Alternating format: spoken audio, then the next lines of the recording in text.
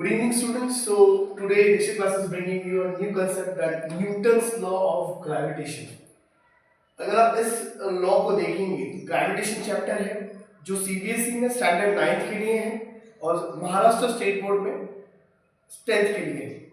Okay, तो Newton's law of gravitation is quite simple, but मैंने जो मुझे बच्चों ने बताया कि सर इसमें प्रॉब्लम फेस हो रहा है मेनली न्यूमेरिकल्स में. तो पहले हम लॉ का स्टेटमेंट देखेंगे और उसके बाद देखेंगे कि न्यूमेरिकल को कैसे सॉल्व करना है इजीली. ओके, सो सबसे पहले न्यूटन्स लॉ ऑफ ग्रेविटेशन एक सिंपल है. Newton's law of gravitation, Newton ji ने जो है वो सिंपल लॉ लिखा था कि every particle of matter, suppose we can say these are the two markers, so we can say every state of matter attracts each other particle of matter with a force whose magnitude is directly proportional to the product of their masses and inversely proportional to the square of distance between them. So we can say, हम लोग एक और बार देखेंगे, every particle of matter attracts each other particle with a force whose magnitude is directly proportional to product of their masses and inversely proportional to the square of distance between them. अब ये जो r है ये है distance between them. तो 9th और 10th में जो है आई थिंक इफ पॉसिबल आप देख सकते हैं आपकी बुक्स में कहीं कहीं r की जगह d दिया हुआ है, but when it comes to the 11th, अब ये जो ग्रेविटेशन चैप्टर है ये सेम लॉ आपको रिपीट होगा 11th में भी फिजिक्स में. ओके, इसलिए इंपॉर्टेंट बहुत ज्यादा है. सो पहले हम वापस लॉ देख लेंगे.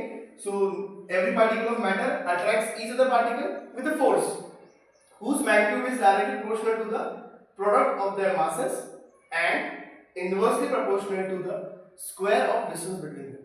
So we all know ये proportionality की साइन हमें निकालनी पड़ेगी. So it will be a capital G m1 m2 by r square, where capital G is called as the gravitational constant. Gravitational constant. बहुत से बच्चे कैपिटल G और small g mix up कर देते हैं. Capital G is gravitational constant जो पूरे universe में कांस्टेंट है, जिसका वैल्यू है 6.67 into 10 to the power minus 11 newton metre square by kg square. Okay, but for the calculation purpose हमारे टेक्स्ट बुक में 9 और 10 बेस पे दिया गया है कि इसकी वैल्यू हम लोग राउंड ऑफ करके ये ले सकते हैं.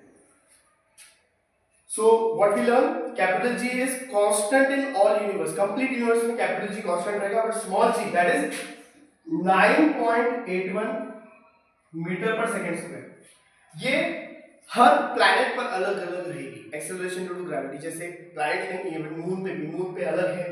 यहाँ तक कि हम लोग कैलकुलेशन पर्पस के लिए पूरे अर्थ पर स्मॉल g की वैल्यू 9.81 लेते हैं. But in the concept in the chapter gravitation we learn that on the planet Earth small g means capital G, sorry small g is varying from equator पे minimum है और towards pole maximum.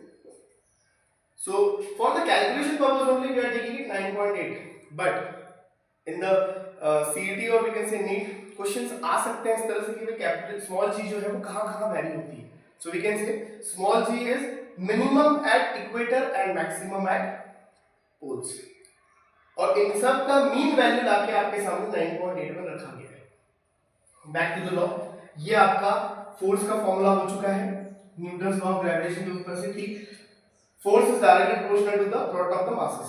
अब इसको ये 9th और 10th तक के ये लॉ इसी तरह है, but when it comes to the 11th grade what is there, इसको हमने चेंज किया है कैपिटल G. ये कैपिटल M की जगह हमने लिखा है कैपिटल M ऐसे, और M2 की जगह लिखा है small m upon r square. ये क्यों लिखा गया है कैपिटल G, जो यहां पर था वही रहेगा, बस capital M belongs to the mass of earth और small m mass of satellite.